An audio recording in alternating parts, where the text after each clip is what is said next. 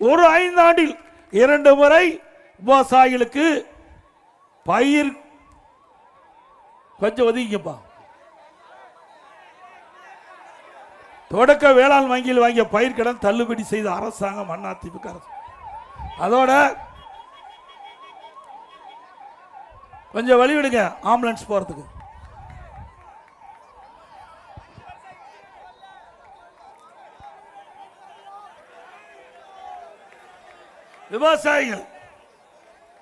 விவசாயிகள் பம்பு செட்டுக்கு மும்முனை மின்சாரம் 24 மணி நேரம் கொடுத்தோம்.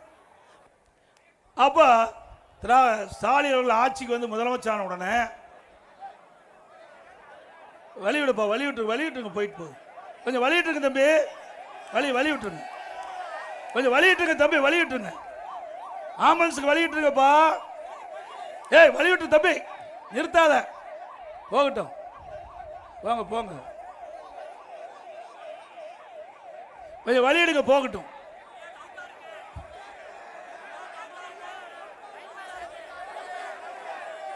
என்ன வேணாலும் செய்யட்டும், அதை பத்தி கவலை.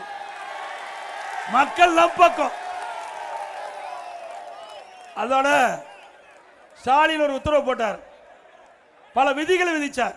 ஒரு குடும்பத்தில் ஒருவருக்கு தான் கிடைக்கணும், மற்றவருக்கு கிடைக்காதுன்ட்டார்.